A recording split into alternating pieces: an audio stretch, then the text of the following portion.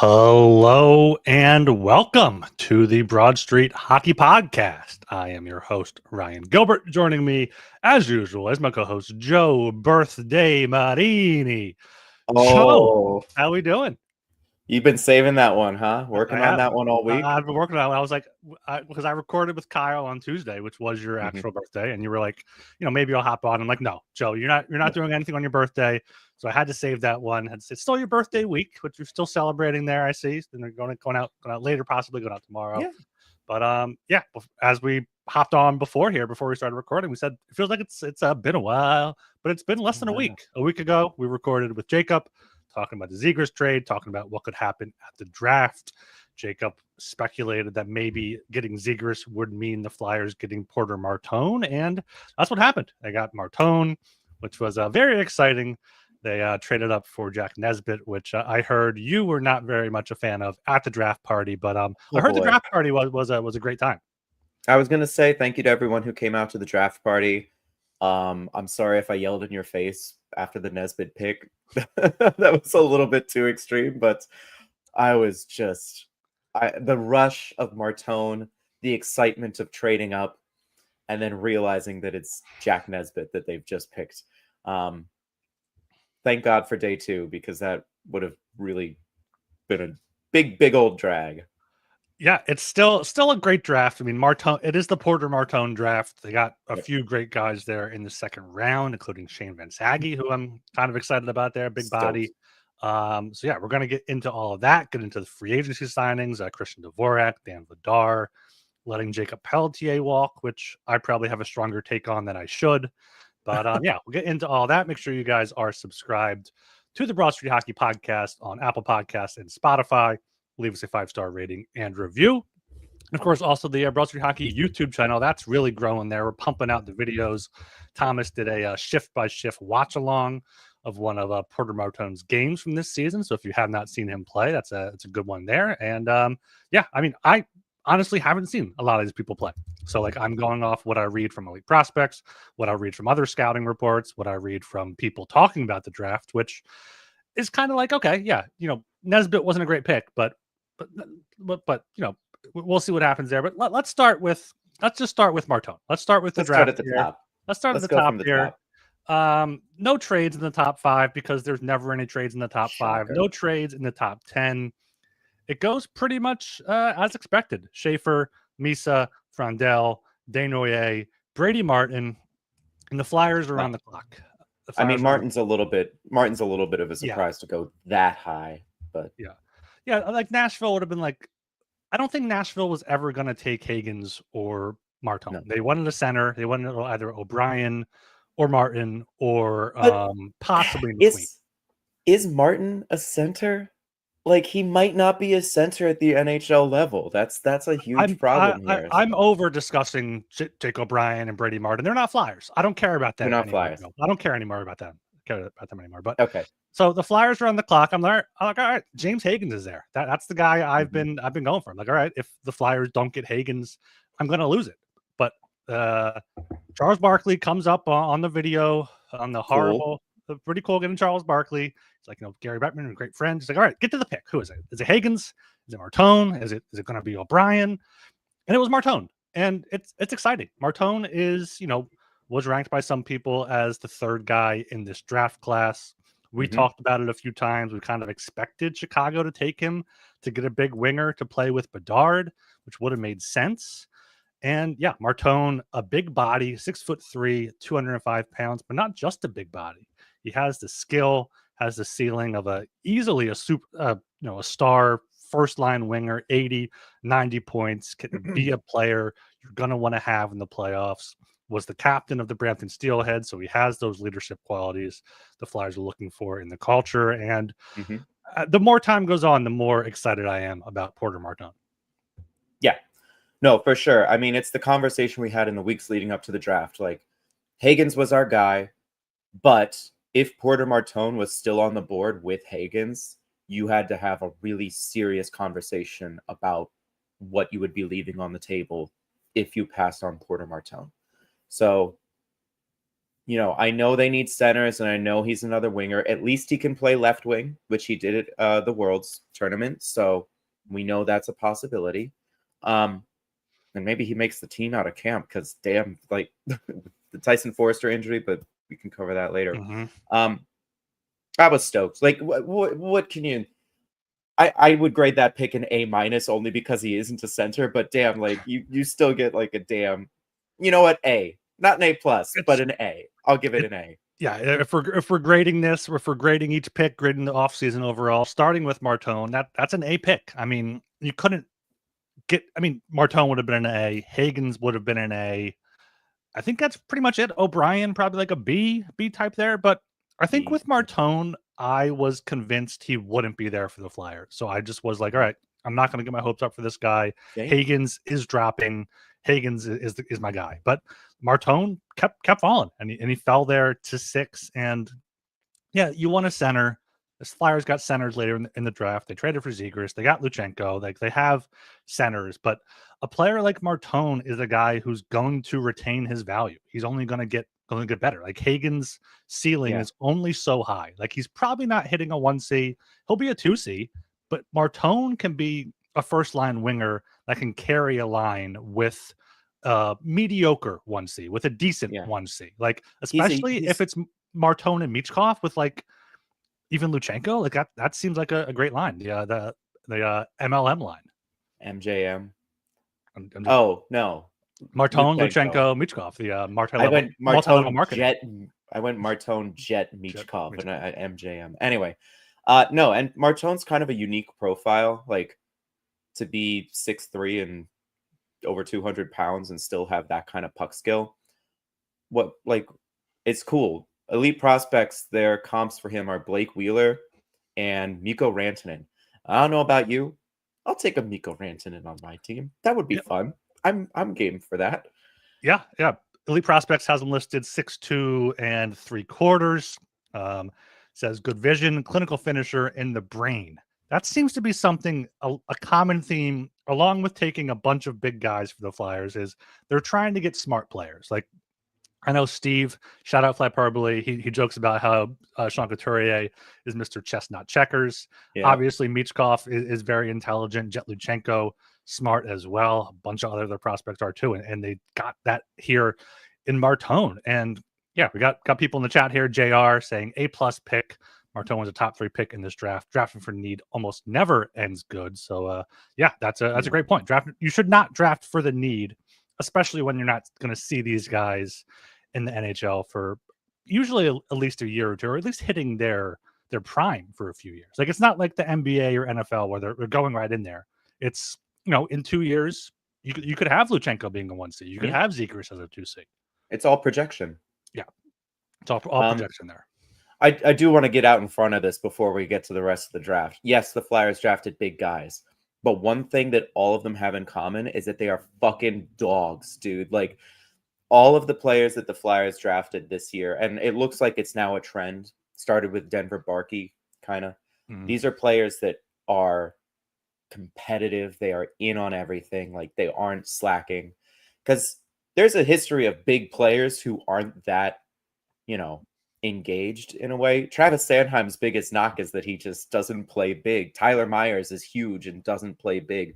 Risto would lay the body, but he's not a relentless kind of player, know? So, but all of the big dudes that the Flyers drafted this year are just hellions out there. So yes, they're big. Don't get distracted by that. They have legit skills elsewhere, and one of them is compete. So Martone's got that. He's got the puck skills. He scores in front of the net, which no one on the Flyers seems to be able to do. It's that's great. I'm stoked that he fell to the Flyers. Yeah, great power play presence probably as well, Thank which God. The Flyers desperately need. And here's just a quick paragraph here from Elite Prospects. While Martone is known as a power forward, it's more accurate to describe him as a playmaker. The patterns of the game seem imprinted in his mind, constantly scanning the ice and knowing his teammates' tendencies, systems rotations, and the expected movements of defenders. He stays connected with line mates, avoids coverage, and puts himself in advantageous spots to make the next play. He builds deft passing plays, moves ahead of the opposition, and preys on defenders and goalies' expectations, manipulating them to open up great scoring possibilities. So him and Michkov on a line together just pick apart the defense. Or even just a 1-2 punch of Michkov and him. Like you got two guys you got to try to game plan for. And that's one more thing I want to bring up is like you're going to have to game plan for Porter Martone. You might not have to game plan for James Hagens. He's just like a solid top 6 center. Martone is a guy that teams are going to be look at him like, all right, how do we stop this guy? Yeah, I want to talk about the Florida braining and everybody being like, oh, this is all just product of Florida Panthers. Who is the best winger on the Florida Panthers? Is it Sam Reinhart? Would you say Sam Reinhart? I think I would. Reinhart? You saying Matthew Tkachuk? It could go either way. Matthew Tkachuk hasn't been healthy for so long. That's the thing. Yeah. But I like Reinhardt's two-way game as well because he's always up there as a Selke finalist. But yeah, let's say Tkachuk. Let's say Tkachuk. Yes. What line does he play on? Second line. Look, like this is how you build a winner, is to have one of your best players not be on the first line. It allows you to just run over opponents because they can maybe prepare for the top line, as we saw in the playoffs where you put Draisaitl and McDavid on the same line. All you have to do is put 2 Selke finalists up against them and they can't do anything. So your bottom 9 can just go crazy.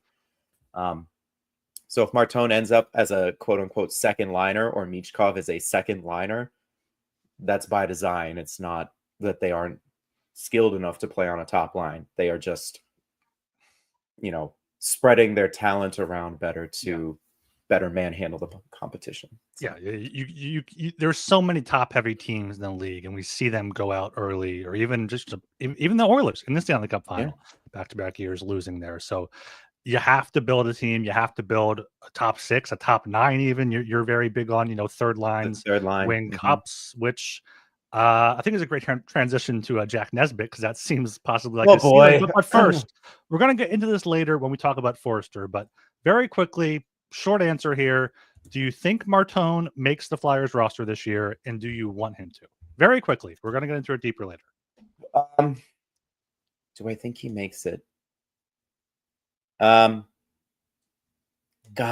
I'm going to say yes, but I don't think he should. And I think the reason is because he's mostly seems to be leaning towards going to Penn State, which is the NCAA route. So if he gets like 4 games at the NHL level, he can't go to the NCAA. Is that all it is? 4 games? Well, no. For college? It's 9, right? Is it still 9? Well, no, that's to get sent back to the Canadian hockey leagues. But once you sign an ELC with the hockey team, once you play a game, you can't go no, it's not even. If you sign a contract, you can't go to the NCAA. So him making the team out of camp is like he'll have to sign an ELC, and if he can't stick with them, he's going back to the OHL. Yeah, there's no NCAA option. So I'm sure they're going to be talking about it. Come September, October to figure out what's best for him. What about you though? I mean, obviously it would be exciting. You want to say, yeah, I'd love to see him knock the door down in training camp, but I think him going to college would be the best route. Go to college for a year, a more structured game, playing more of a pro game than in juniors. And, I think the Flyers have enough guys that even if Forster doesn't start the year, like they have Bump, they have Barkey, they have these guys pushing that are already ready to turn pro that can't go back to junior. So I think Martone, very exciting to see him in camp, but I don't think it's quite right yet. And I don't think the Flyers would do it based on how they have done things so far. Right. And I would also just add that Martone is old for his draft year and he's already physically built like an NHLer. So I'm not worried about him coming into the NHL and getting hurt in a way that Denver Barkey or someone might. Yeah. Like he could jump in the NHL and be physically fine, but for the development of his game, I'm not sure if it's the best approach. All right, for the for the podcast listeners here, going to throw it to a quick ad break. And we are back here. Let's move along here to the second pick. Let's take this play by play. I want to hear the thoughts in a tipsy Joe DeMarini brain at play 2 in Chickies and Pete's. There's a trade. Pick 12. It's to the Flyers. We get that dumb trade alert button with Gary Bettman. Flyers are trading up. Pick 22. Well, it was fun to see Chris Letang's kid have to hit the button. that was really fun. 22 and 31 for pick 12. As Steve pointed out on Flyperbole, great listen. Listen to that last night. He said they didn't trade 2 picks. They swapped a pick and traded up 1.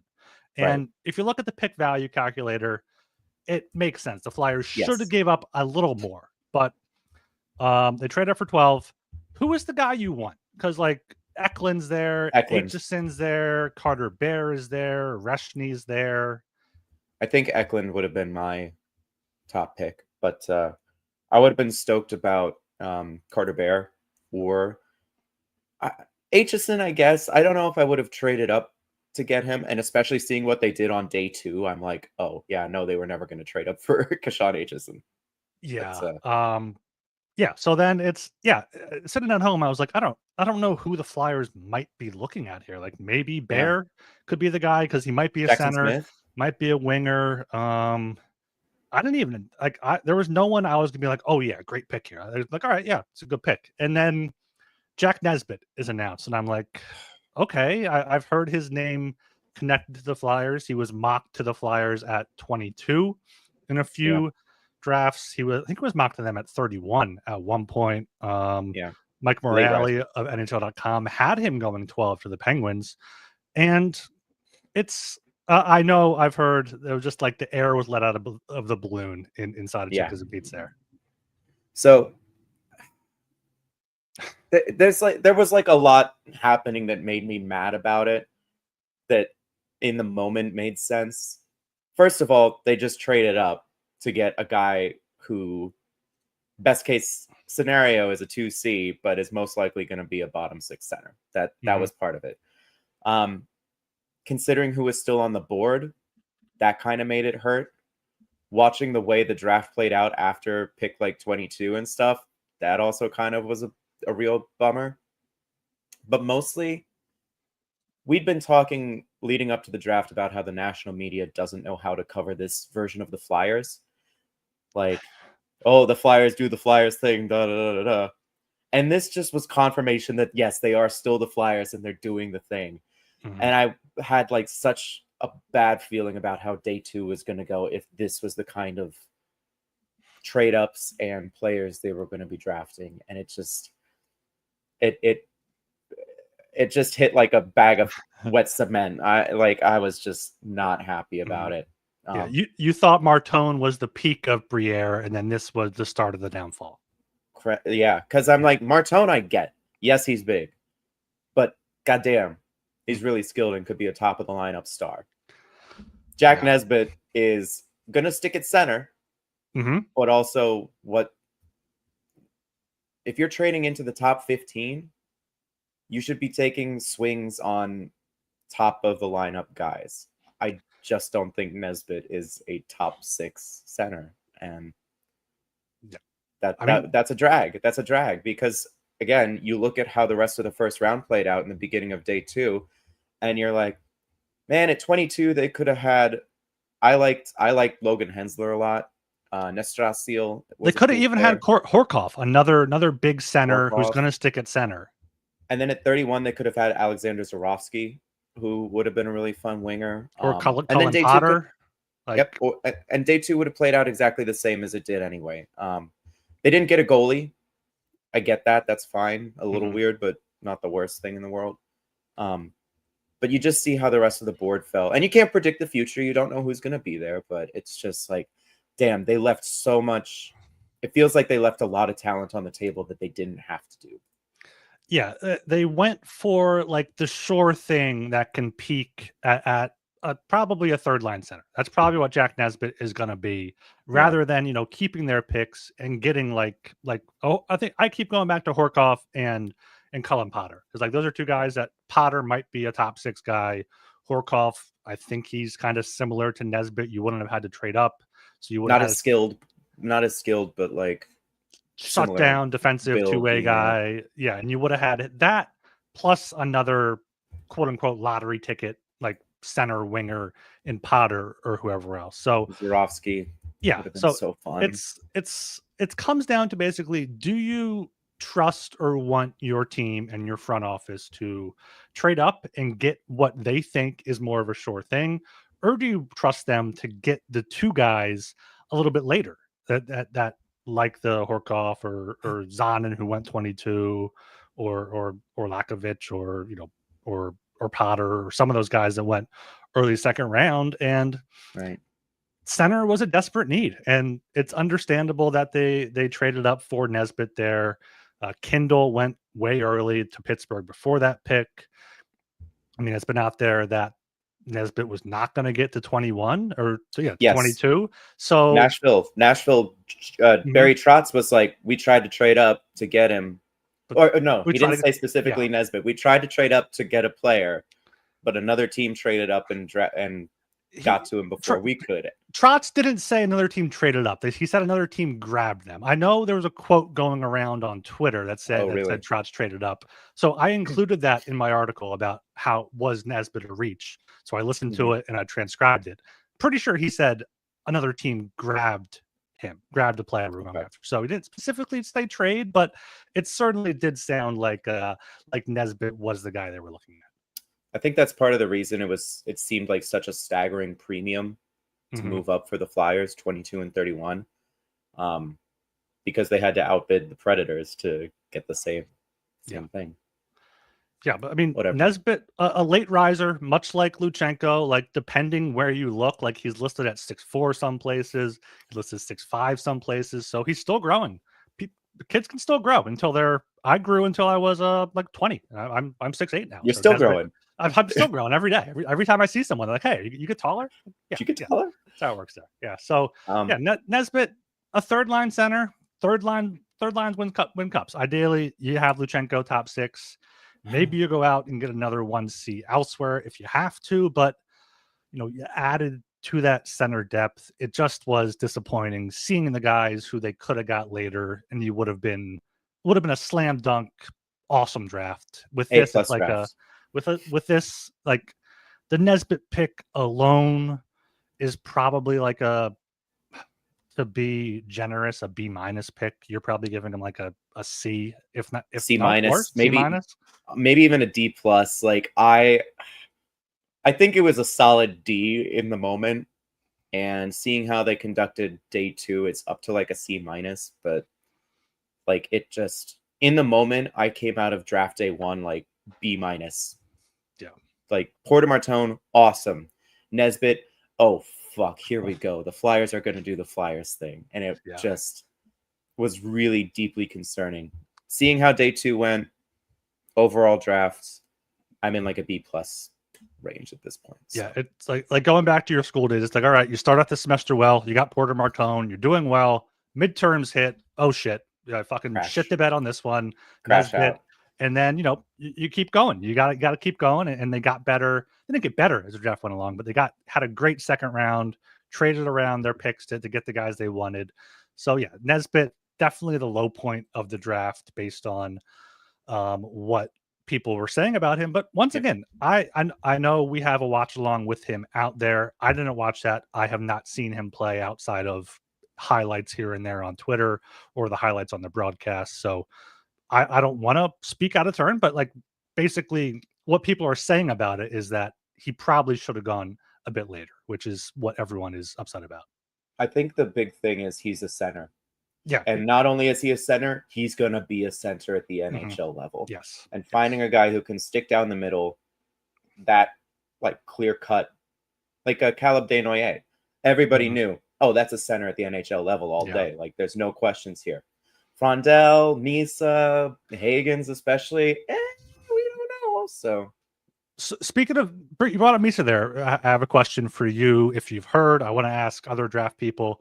If Misa wasn't a center, if Misa was known to be a winger, how close would him and Martone would have been? Like, would Martone have had a chance to go too? Like, would Misa have dropped below like a Desnoyers or a Frondell if he was strictly a winger, or is his skill enough above Martone to keep him in that top tier still? It's a good question. I don't think I can look at it that way because he just played center and looked better. That's the thing. Yeah, he looked better as a center than he did as a winger because I think he mostly played wing in the season before the draft year, and he wasn't that good at he didn't look like a special. What's it called when you get OHL special? I forget. Special something. Yeah, special something where you're allowed to play as an underager at the exemption, special status. Yeah, and exceptional status. Exceptional. That's it. That's what it's called. Yeah. Yeah, he didn't look like he was still a top 10 pick, but it was like, this guy could go 5 or 6. And then as his draft year went on as a center, it's like, oh, okay, yeah, this guy's got it. Yeah. So, that's an interesting question. Maybe I'll ask some of the draft people. As someone who's more prospect inclined than me. Yeah. The one thing I was happy about with the trade up for Nesbitt is that I didn't have to pay close attention to the godforsaken broadcast and presentation. 4.5 hours that we left. Was doing. We bailed. It was so bad. Like I turned it off. I was just like, all right, I'll keep track on my phone if there's any Flyers trade up, if there's any any rivals making moves, but it was just like, all right, there's no need to watch this anymore because it was just absolutely awful. I think I bounced around pick 22. I was like, I'm not sticking around for this. I was so mad. I was like, get me the hell out of this place. Get me the hell out of this Chickies. So it's the meme of someone just fell to their knees into Chickies and Pete's. That was me. I was the one who fell to my knees into Chickies and Pete's. Yeah, especially after last year. We were like, all right, we're waiting around. Flyers have pick 31, and then traded it back of the year. We were like, all right, well, we waited around for nothing, but at least it wasn't 4.5 hours last year. Thanks, Danny. Yeah. Appreciate that one. All right, let's get on here to day two. To the day 2, the second round. I was driving for most of day 2, so I was just checking my phone on some rest stops here, and I checked it after the second round. They got Carter Amico, 2 trades involved here, but their picks. No, 1 trade. Sorry, I thought there were 2 1 trades. Okay, whatever. It doesn't matter. Trade on day 1, 1 trade on day 2. Right, yeah. So with the Seattle's pick, 38th, they traded back, I think, from their top pick. From 36, Yeah, they got a Carter Amico, a 6'6" right-handed defenseman, 232 pounds, so he's already a pretty big boy. I've listened to other people talk about him. Apparently, he had some sort of kneecap surgery that didn't take, that he re-injured it this season. He's not on the ice at development camp due to that, but looks like a big body, and these big right-handed defensemen always have value in the NHL. Yeah, I thought it was a little early for him, but not significantly. I have no problem with that pick. I was a little surprised that Blake Fiddler had fallen so far, and that's who the Kraken took with 36. Because he was also big, and I thought the Flyers would maybe want to take him. But I have no problems with the Carter Amico pick. If he pans out, that's awesome. Again, he's not just big. For a guy his size, he can skate pretty darn good. And the physicality as well. He isn't just a big dude. He has other skills outside of that. Important to keep in mind for the rest of these picks too. Yeah, elite prospects, quick paragraph here. An aggressive, agile defenseman. Amico's range is nearly unmatched. When he surfs into opponents, he completely erases the middle and then crushes the opponent into the wall. He clears the front of the net with vitriol and then gets play moving the other way. He fakes forecheckers with his edges, then looks into or across the middle for a high-value breakout play. So, yeah, if this guy can, develop himself a little bit, it's looking like he could be a solid second pair guy, maybe a third pair guy as his floor, hopefully, as long as everything pans out. My favorite paragraph in that same elite prospects write-up is, if Amico can get healthy and make up lost ground at Boston University, he could be the steal of the draft and develop into a middle pairing defenseman. And I see a lot of people online being like, why are we just drafting middle pair guys? Why are we not taking swings on? Guys, it's the second round. This is what you're trying to do, is build out a reliable roster. Nobody in this, people are still mad that the Flyers didn't draft Ivan Ryabkin, and I'm like, get over it. Like, it's fine. And that goes back to what you were saying about them drafting dogs. Like, Ryabkin's just not a dog. He's the opposite of a dog. I'm not sure what that is. It's not a cat. Don't. There's no cat hate on this podcast, but no, it's not a dog. He has no dog in him whatsoever. So, yeah, Amico, good pick there. And we talk about it like from pick 15 to like 45. They're all kind of a similar tier. So, get as many of these second round picks as you can. Amico was the first one for the Flyers, but yeah, Blake Fiddler is who was there and who Seattle took. I did hear his name more. I guess I don't know if we just talked about him more or if he was mocked more to the Flyers there, but I think it was Cole who was a big Fiddler fan. Like I was partial to Hensler, and I think he was more partial to Fiddler. Yeah. Okay, and then 2 picks later with the Seattle. Oh no, with the Ducks pick. They got a Jack Murtaugh, a left winger out of the development program, 6'1", 198 pounds there. I did remember seeing him mocked to the Flyers at 31 a few times. He is 29 on Elite Prospects, fearless, sniper, motor, shades of Chris Kreider and Yuri Kulich. So seems like a pretty good swing there in the second round. I really like this pick. So going into the drafts this year and last year, I have like a Google Doc with a list of 15 or 16 names of guys in the quote unquote later rounds that I'm really interested in, that I would be like, oh, that'd be a good pick.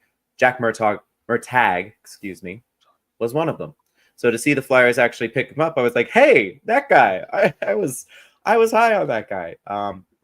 Pretty good value to get him at 40, right? So I'm keen. He's young for his draft year too, right? August 2007, August 22nd. I think the cutoff is like September 10th or something. Yeah. So he's young for his draft year. He's already 6'1". He was the smallest guy they took in the first 2 days or first 2 rounds, which is hilarious. I like him a lot, and I think that's a great pick. Yeah, I mean, Elite Prospect says he was the most exciting prospect, most nuts for the U.S. National Team Development Program. Bad team, by the way. Really weak team. Yeah, Amico was on that team too. So they got a few guys from there, which is interesting because, we heard late last season, trading away Farabee, not sure how York was doing, that the U.S. program might be shied away from for some teams, particularly the Flyers, but seems like that was not an issue here. An explosive winger, Murtaugh powers past and through opponents with explosive strides. If there's a puck battle, he's involved, throwing hits, digging under sticks, and popping right back up after getting knocked down. He sticks with every play and never gets deterred, turning puck battles into chances. Murtaugh always looks off the wall after winning possession. He powers through contact to unleash quick release wristers with his feet moving. So sounds like it could be a good second line, third line winger there for the Flyers. Why'd you get another winger? Where's the top line talent at? Where's the top line talent? Listen, that was just a listen, and I didn't have a follow-up thought to it. But listen. Also, just for the record, I know he's listed as a right wing. He's a left shot. I have to believe that they'd be able to get him to play either wing at some point. Yeah, Elite Prospects has him as a right wing. No, Elite Prospect has a center / left wing on his profile page, but in the draft guide it says right wing, and then NHL.com has him listed as a left wing. So maybe he's versatile. He could play all 3 positions, which is never going to hurt. That never hurts. I'm into that because again, yes, the Flyers need centers. They have no natural left wingers either. Oops, all wingers. I posted that the other day, and it's the truth. Yeah. Yes. And then with their third pick, the Calgary pick, 48th overall, Shane Van Saghe, a right winger of the development program as well, I believe. Yes, it was at Michigan State last year. 6'3", 212 pounds, a big winger, played a depth role for Michigan State. But this was the guy that you and Jacob talked about as being if he's there at 31, if he's there with an early pick in the second round, you grab him. And looking at some of these guys taken ahead of him, I feel like Van Saghe was a steal here. Absolutely. I fully believe that that's going to be, people are going to look at that pick and be like, wow, how did he get that far? I feel the same way about Malcolm Spence going to the Rangers at 43 overall. I would have taken him at 22, so to see him fall that far is kind of shocking. No, I love the Vansagi pick. Oh, he's another winger. He's just big. He just hits like... The EP draft guide gave him the rare triple got that dog in him rating. Like, Yeah. he is... Brady Martin's elite skill is his checking. Shane Vansagi is kind of approaching that level as well of just elite checking, right? Mm-hmm. I know the EP guide sells him as the ultimate bottom six checking forward, but his hockey sense and his skill, if his skating just gets a little better, like from where Tyson Forrester's was when he was drafted to where it is now, you're looking at a really unique middle six player. Mm-hmm. Yeah, he's not going to need to be the fastest skater or the best in transition or carrying the puck. He's probably the third guy on a line, goes in, bangs bodies, gets to the front of the net. And everyone needs those type of players, especially in the playoffs. Like we see the Panthers do that every year, it seems like. So, yeah, Vansagi was a guy that, 27 here on Elite Prospects. They had a range of 24 to 32. The Flyers, I probably had some good scouts at Michigan State because Carson Dorwart also went there as well. So, yeah, Vansagi getting them as the third pick of the second round. Just a great start to day two for the Flyers, I feel like. So, yeah, and I think if Vansagi stepped onto the ice, the NHL ice this season, he'd basically be Garnet Hathaway. Like, I think he could fill that role pretty easily right now. But one thing I want to ask you, as we're going through these players, because they're bigger and more physically mature, do you think this part of this is that the Briere front office is like, these guys are closer to the NHL because they're more physically ready, which means we can turn the corner on the rebuild a little sooner because these guys can come in like 1 year or 2 years instead of 3 or 4, like some of the smaller players they might have drafted in 2023 and 2024. It's definitely a possibility. I was thinking about it before. Like, if you have two guys on a similar tier and it's your pick, and one of them 6'4" and one of them's 5'11", you're probably taking the 6'4" guy just because he's more physically mature. Those are the type of guys that you can just throw on the third or fourth line and they can hold their own, and they hold value. Like, if in 2 years the Flyers want to trade for a 1C or add a big piece at the deadline, like you want these players that other teams gonna be like, all right, he's a big center, big winger, hasn't panned out with his first team, but maybe change the scenery. Like, we talk about that all the time, like Trevor Zegras, like all these guys, like, all right, let's get this guy, see how he does in our system. So I feel like that is very important. And yeah, size was the one thing really the Flyers lacked in their prospect pool, and they not anymore. They completely answered that, especially here in the first 2 rounds. I forgot about Matthew Gard, the Flyers drafted as well, 25th in the second round, another 6'5" center, Canadian from the WHL, 195 pounds, looks like a toolsy defense first center with cerebral style, on track for a checking line role in the NHL. Shades of a faster Adam Lowry, which Adam Lowry was also the shades of for Jack Nesbitt. Yes. Cool. Again, this kind of pisses me off, though. I'm like, Matthew Gard's most likely outcome is probably the same outcome as Jack Nesbitt.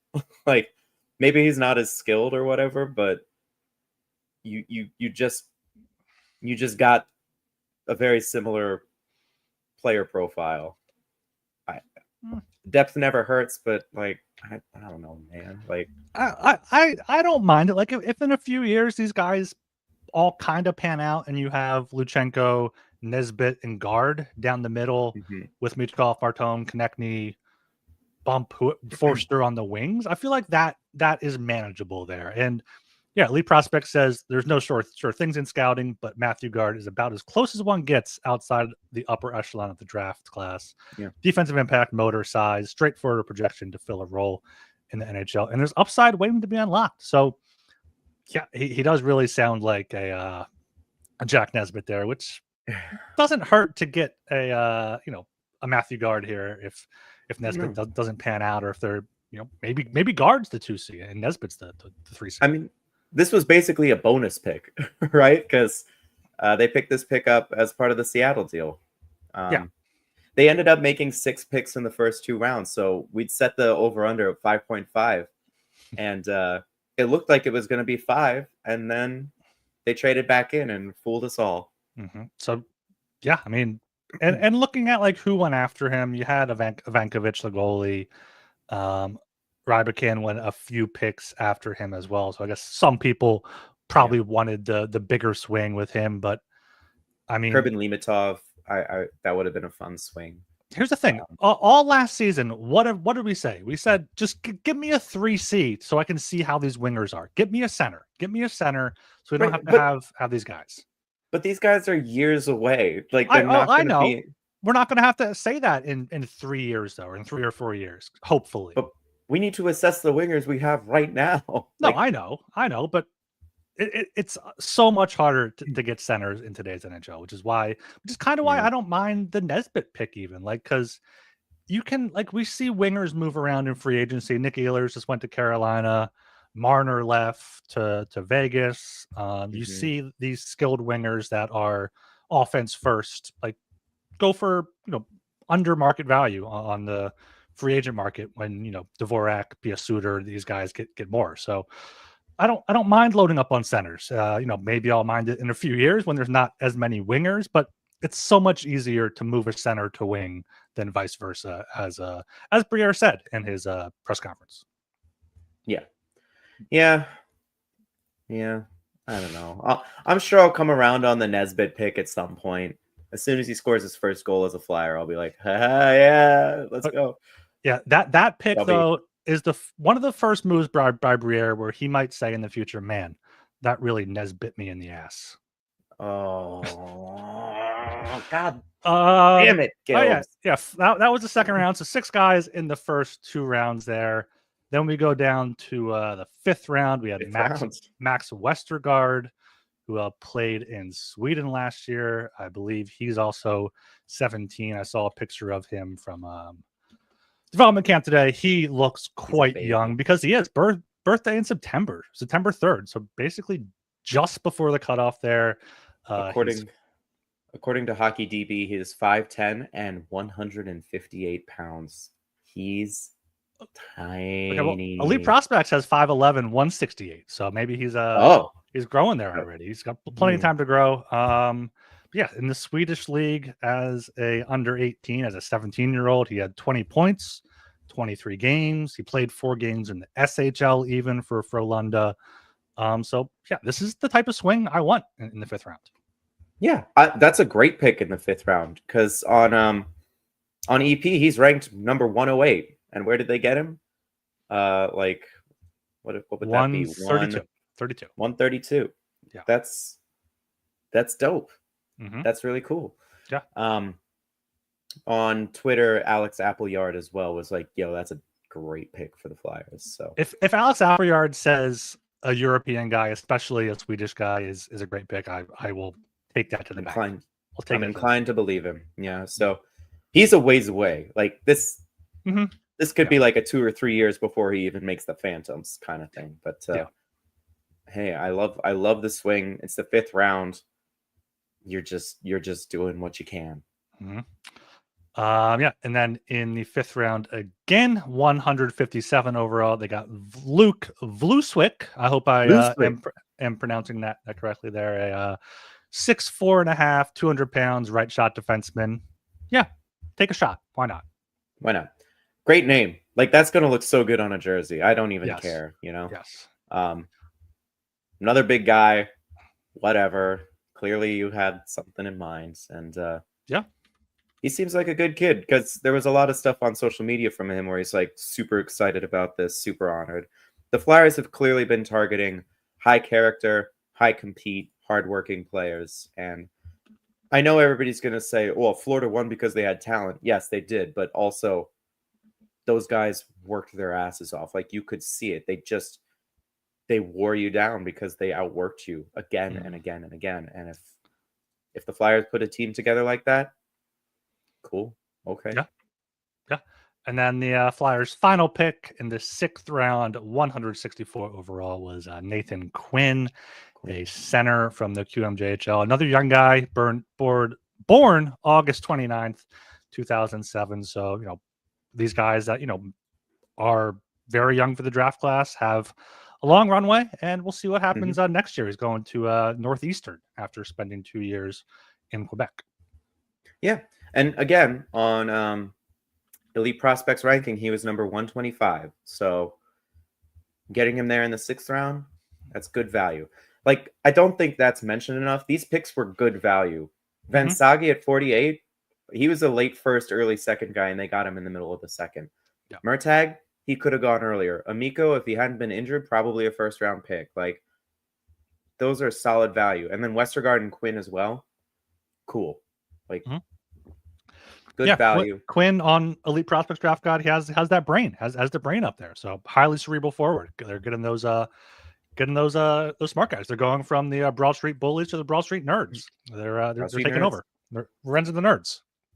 Revenge of the Nerds. I love it. That's so good. All right. So draft as a whole, what grade would you give it? Going over it again now, I'm going to say B+. I think is A- too. Am I being too much of a homer if I give an A-? No, because like national media gave it A. Give it an A-, right? Yeah. Board, so right. Yeah, I'll give it an A-, just a minus for the Nesbitt. I feel like personally, I rather would have Horkoff and Potter or two similar players like that. But I understand the vision. It's not like you're not asking, oh, why did they do this? It's clear why they did it. It's just, will it work out? I think it's extremely risky. I mean, drafting a player at 22 and 31 is risky as well because they're not top 5 picks. They're not as likely to make it. But I just think there was enough talent left on the table, especially seeing how the rest of the board fell, that I don't know. We have to wait. You can't make this call a week later. This is going to be like 4 or 5 years down the road when you can start assessing what the right choice would have been. Maybe the Flyers knew they had those 2nd round picks, and Briere has talked about not wanting to have too many skaters going for ice time. So like, all right, if we want to trade up, let's do it now. There's so many players in that 30 to 50 range that we're gonna like. So let's go out. We really like Nesbitt. Let's go get our guy. Yeah, I can see the vision. I just think you better be right. It's the same thing we said about the Luchenko pick last year. Hey, you got your guy. Yeah. You better be damn right about it, because if you're not, this whole thing's not going to work out. Yep. So absolutely there. All right. For the podcast listeners, throwing it to a break here, and we will go to free agency when we get back. All right, Joe, let's move on here to the free agency. It was, I think, a more active free agent period than people thought. I mean, the Flyers only really signed 3 NHL guys: Christian Dvorak, Daniel Vladar, and Noah Juleson there. Also picking up Dennis Gilbert. That name, speaking of names that are going to look great on a jersey, that name is going to look fantastic on a Flyers jersey there. Yeah. And then also Lane Peterson, who is a Rick Tocchet top there. So let's start with Dvorak. I discussed this already with Kyle on Tuesday. 1 year, $5.4 million. Briere explained that they had to pay a little bit more to get the 1 year. What are your thoughts on the Dvorak signing? Whatever. I mean, so their centers are now Coots, Dvorak, Cates, Zegras. Obels is still listed there. Yeah, I mean, Briere keeps talking up Dorwart too. Like I didn't see a ton from him, but maybe he's going to be better this year. Well, I talked about this with Kyle the other day, but he's older than the other prospects because he finished he's like 22 or 23, right? So he's a bit on the older side compared to Barkey or Bonk or the other guys who are turning pro. I think having Dvorak is great, just depth. We were just talking about how do we assess these wingers if they don't have a center? Well, now they've got 4 guys who can play center. And if the Flyers are out of it at the deadline, 50% retention on Dvorak, you could probably get a pretty good asset because centers like him are always in demand at the deadline. And if you could get a first for Scott Lawton, Man, maybe you could get a first for Christian Dvorak. Yeah, that's the only thing that gives me pause about overpaying him a bit is that, yeah, retaining 50%, you're still, the other team still has to have 2.7 million in cap space. So, I mean, it shouldn't be an issue. Maybe they have to give up, a pick with him to get the first round pick or second round pick that they're asking if they're in that situation. But just take overall, a contract back. Take a league minimum contract back, and boom, that's like if you were paying him 2 million versus 2.7. If that's the difference, you just take back the last few weeks of replacement level player, whoever. Yeah. So Dvorak, his career high is 38 points, 15 goals. Last year had 33 points, 12 goals in a third line role with the Canadians, playing primarily with Brendan Gallagher and Josh Anderson. And the one thing that he's great at is faceoffs. 56% faceoff. The Flyers do not have a lot of good faceoff guys outside of Couturier. Faceoffs is the one area that Noah Cates struggled. So I like bringing in Zegras too. Zegras, yes. Zegras is worse than Noah Cates by a significant margin. Zegras cannot win a faceoff for his life. I'm pulling it up right now because I talked about it with Kyle. It's last season his faceoff percentage was 36.6%. The year before that, 38.4. His career average is 40.1. Like, if you honestly, another part of the Dvorak thing, not just him taking the faceoffs, but teaching Cates and Zegras how to take the faceoffs, because now you get him and Coots. Like, there's more than just on in-game utility. It's like you can teach our younger players how to do this skill. Yeah, and if Abels is somehow the 4C, he had won 58% last year as well. So then you have Abels, Couturier, Dvorak. You have three guys you can throw out there to trust to win a faceoff when you have to, and then you have what other center, whichever one it is. But like, Dvorak gives you so much flexibility. Like if Zegras can play center, okay, you move Cates to wing.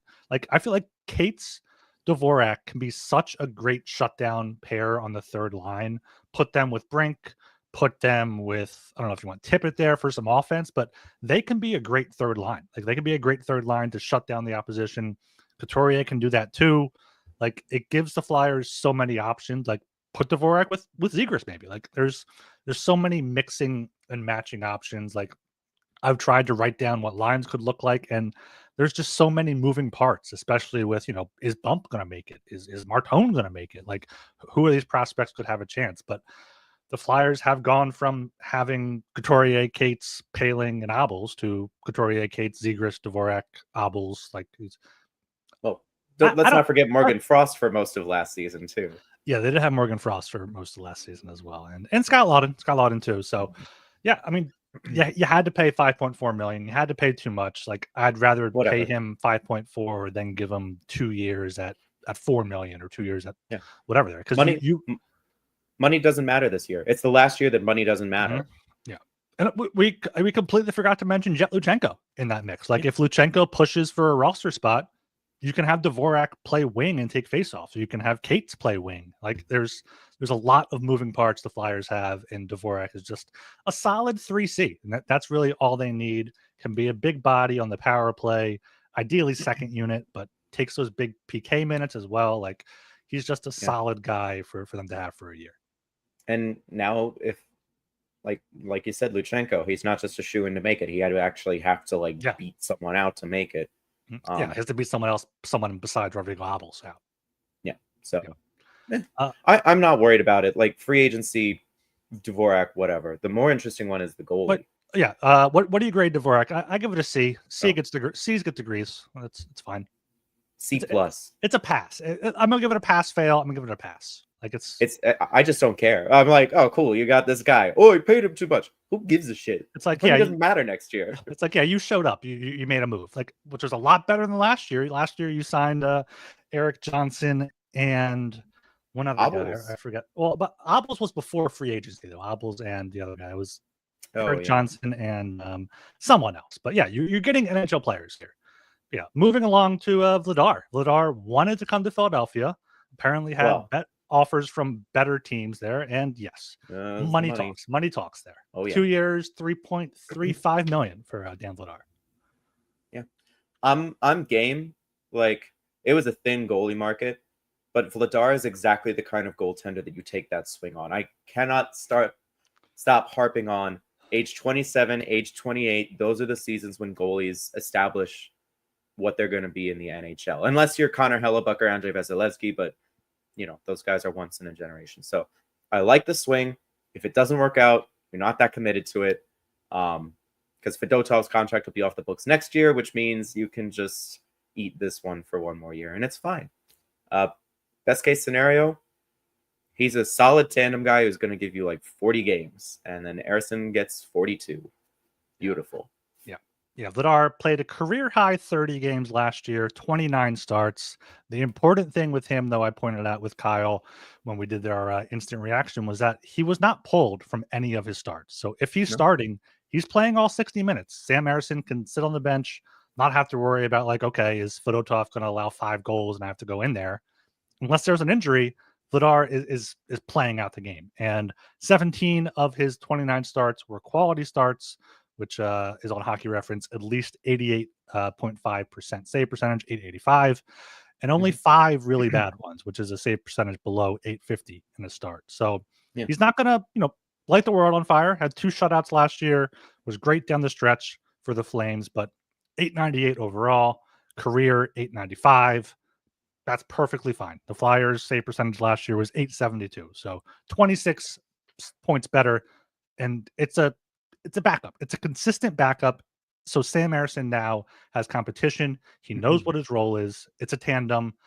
I think Ersson is going to be the 1A by default, but we'll see if Vladar gives him a run for his money.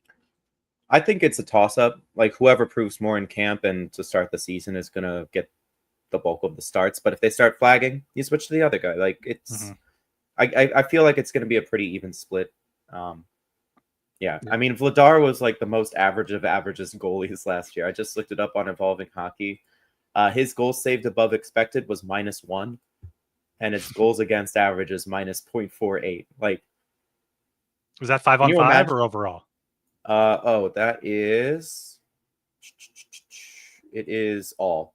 Okay, Let me pull up 5-on-5. Give me an average goalie. 5-on-5 goals saved above expected, 5.17. Okay. That's nice considering let me pull up Ersson, Fedotov, and Kolosov they're quick, just at the fucking bottom there. And I'm not even going to do 5-on-5. I'm going to do all just do all. Kolosov, -11.09 goals saved above expected. Ivan Fedotov, -12.03. Sam Ersson, -22.09. So combined, that's -45. Yeah, I think there was an article on The Athletic doing the winners and losers of the goalie season. Yeah. -45.21. Yeah, that's unbelievable. Awesome. And yeah, you mentioned the money. That was the big thing. I was going to do an article being like, okay, should the Flyers have gotten someone else? But the big thing there is you don't know who wanted to come to Philadelphia. Like, yeah, I would have taken Alex Lyon 2 years, 1.5, but maybe he didn't want to come back here. Maybe the Flyers wanted a taller goalie like Vladar is at 6'5". Like, as far as Lyon's concerned, isn't injury like a huge part of his history at this point? Like, he just gets hurt a lot. Yeah, but he played a lot of games last year. Last year he played 30, started 26. Year before played 44, started 43. Vladar, the big thing about Vladar is he has not played more than 31 games in a season since the AHL in 2018-19, and his career high as a pro is 41 in the ECHL in 2017-18. So I don't see him starting more than 30, but like you say, he's 27, 28. You never know if he comes into his own now.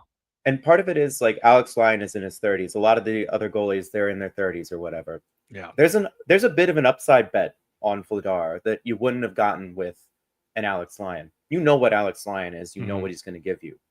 Vladar might have a little bit more to give you. And we've talked about it before.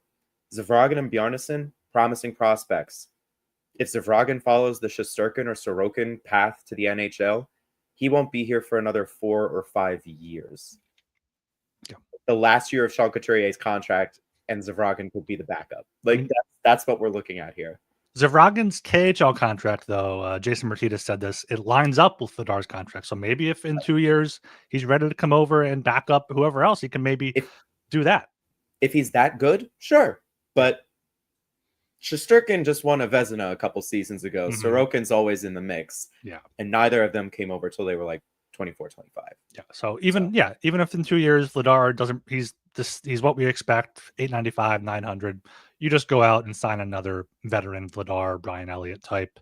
Martinez also pointed out that Tockett's systems are always good at like eliminating high danger chances. And I went back and looked at the save percentages in Arizona when he was there. I mean, Darcy Kemper and Tiranta, like I forgot who else they had there, but they all played.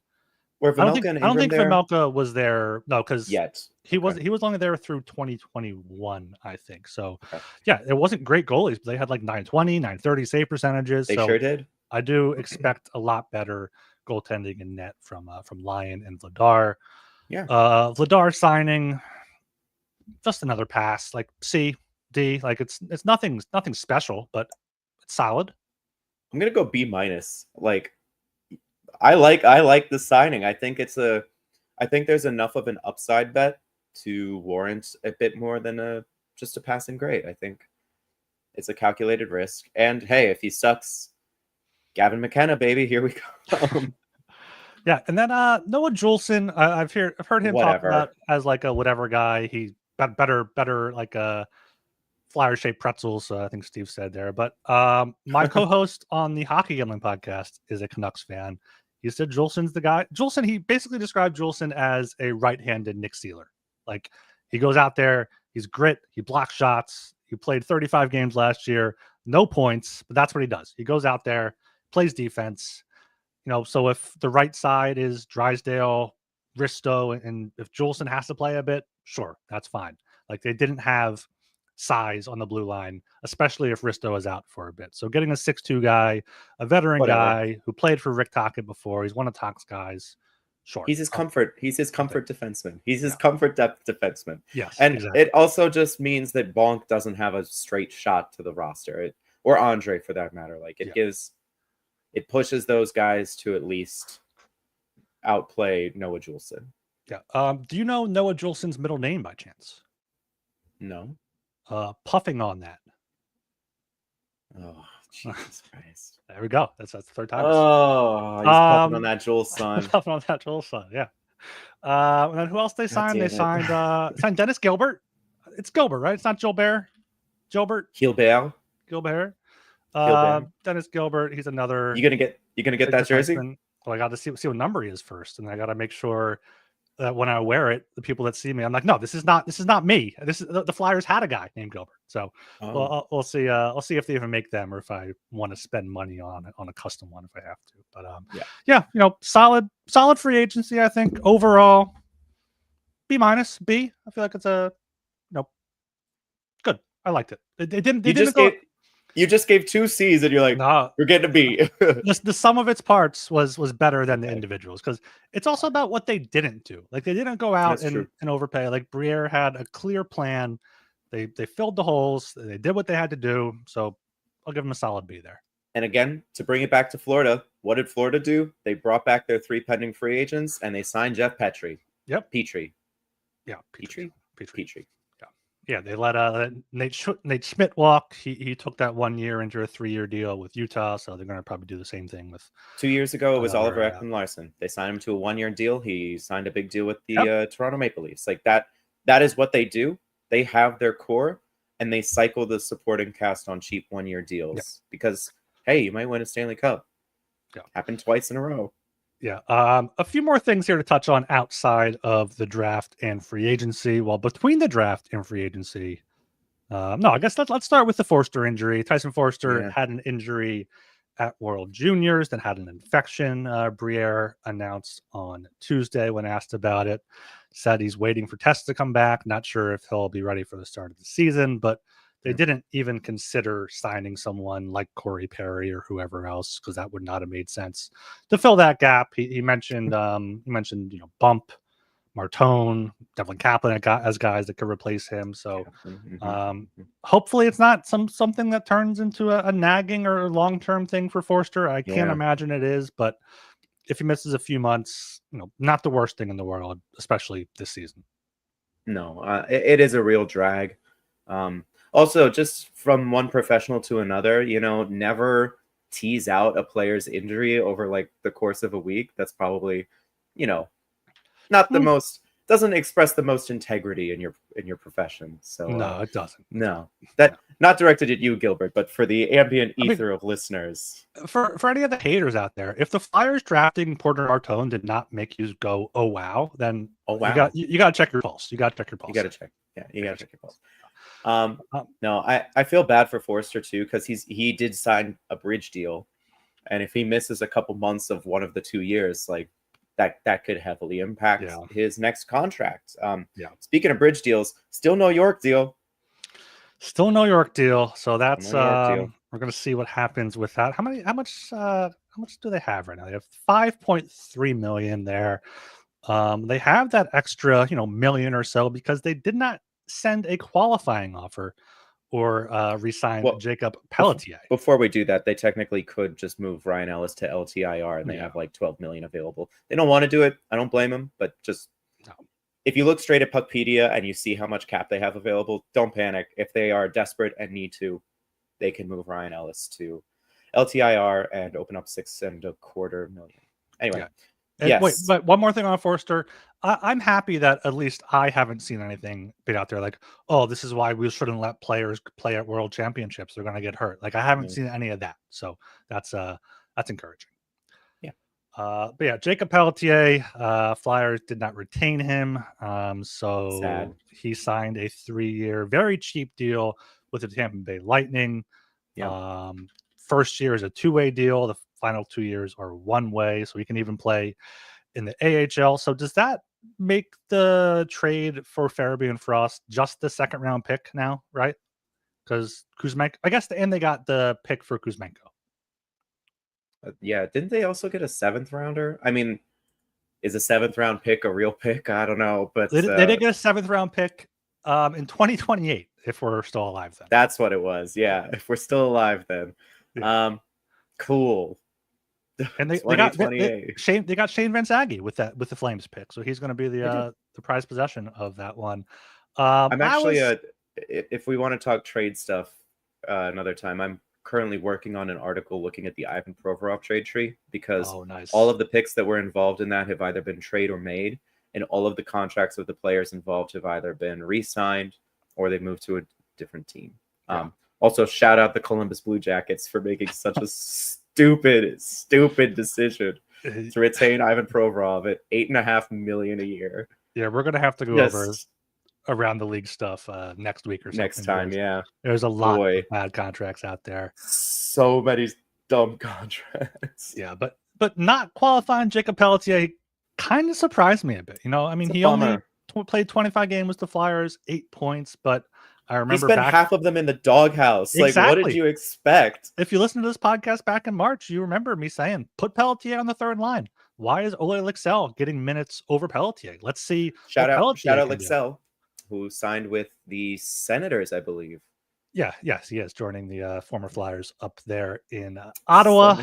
But Pelletier, like, especially knowing this Forster injury, I guess it just speaks to how confident they are in the wings that they have, like with Bump and Barkey and whoever else. And maybe Pelletier just didn't want to play for the Flyers. Like, he played in Calgary, had his time in Philadelphia. Maybe he was just like, all right, I'm going to go play for a team that's going to make the playoffs and I can maybe play in the playoffs. And he just seems like the guy that's going to turn into a great third line player in Tampa Bay. Yeah, I think so too. But there's only so many roster spots to go around.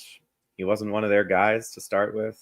Yeah. I guess you could have traded him for like a 7th round pick, but the flip side of that is that because he was an arbitration eligible RFA, even if you just traded his rights, the team that signed him would still have the risk of arbitration. So you had to let him go unqualified and then sign him. Same thing that happened with Ryan Poehling 2 years ago when they brought him in. He wasn't qualified by the Penguins, and the Flyers scooped him up. Yeah, so I mean, all the best for Jacob Pelletier. Hopefully, it's not someone we regret not signing. Speaking of regretting not signing someone, I heard it was the worst kept secret in Philadelphia media that the Flyers were signing Max Shabanov. I think I heard his name is actually pronounced, but he signed with your number one most hated team, the New York Islanders. And Joe, you were always right. You were right the whole time. I am so glad to see, because for all you listeners out there, I have been the number one Islanders hater for like 4 or 5 years at this point. And everybody always gives me shit for it. They're like, well, the Islanders aren't that bad. I never think about the Islanders. They win the lottery. They draft Schaefer. They get Aitchison and Eklund in the draft this year. Now they've got Shabanov. Like, everybody has finally come around and realized, oh, yes, indeed. Fuck the New York Islanders. Yeah, I was at a party on Long Island on Sunday. Long Island. Shout out Uncle Kevin if he's listening to this podcast. I told him I'd give him a shout out. Sorry, Uncle Kevin. I hate your hockey team. I told him. I said my co-host, the Islanders are his number one hated team, but they had a great offseason. Incredible draft. He wanted Islanders to take Misa just to get the high scoring potential top line guy, but you can't pass up on Schaefer there. Especially if they traded Dobson. Like, you need a Dobson replacement, and that's Schaefer. Yeah, and then you got Eklund, you got Aitchison. I like the Druin signing for them. They didn't have to give up Barzal to trade up for Hagens or anything. So Islanders are looking like they're going to be right in the mix once again in the Metro. The Metro is going to be completely up in the air next season. I mean, like, besides the Hurricanes and I guess the Devils, like, are the Capitals going to be good again? Like, are the Blue Jackets going to be on the up and up? What are the Rangers doing? What are the Flyers doing? Like, the Metro is just so wide open. So weak, yes. It's weak. That's what it is. Wide open is a code word for weak, yeah. Whatever. They didn't qualify Pelletier. They didn't draft any short guys, and they didn't get a 5'8", 150-pound Russian winger. Yeah. It would have been cool. It would have been fun. But there's already clearly a lot of competition for roster spots. Whatever. Yeah. Just a few quick notes on development camp here, but we'll get more into it next week when it's over. Great to see Porter Martone. He had a childhood picture with Wayne Simmons, and he got another one today. I mean, Wayne Simmons, just huge smile there. So love to see Wayne Simmons on the ice there with the guys. Love to see Alex Bump there. He said he didn't want to just wanted to play more meaningful games in the AHL. Like, he could have signed his ELC. He signed his ELC. He could have played a game with the Flyers to burn it, but he said, I didn't think it was really worth it to waste 1 year on my contract for one game, unlike some other former Flyers prospects that apparently had that issue a few years ago. So Bump's looking good from all the highlights that are being tweeted out. Charlie O'Connor, Jordan Hall. I know Matty Campbell is down there as well. So everything is looking good out there. Make sure you follow those guys for all the highlights. I hope they broadcast the Team Jonesy, Team Briere scrimmage game that they'll have at the end of the week. Or is that today? They did last year, right? I don't think it's today, but it's usually the last day. YouTube. Yeah. Yeah. So is the last day tomorrow, or it's usually Saturday? Tomorrow's the 4th, though. Tomorrow's the 4th. I don't know. Canadians don't celebrate the 4th, though. Canadians had their day. Yeah. It's the same day as my birthday. It's always easier to remember. Yeah. Talk more about it looks good. Camp. Yeah. I'm excited. So yeah, there's a bunch of guys to talk about there. So yeah. Anything else here before we close things out? Not really. Just it's nice that we're getting in on the off season now. We can kind of take a break. I don't want to think about draft prospects for at least like 6 months. Yeah. No. Any other final thoughts from you? No, just make sure you guys read and subscribe. BrawlStreetHockey.com had a killer month of June. $5 a month. You can subscribe, support everyone that writes there. It goes, we pay for the hosting service of the website. Then it all goes to the writers and the podcasters, guys on video here. Same thing with the YouTube subscriptions, any donations, any super chats. We appreciate all of that. So keep the subscriptions coming.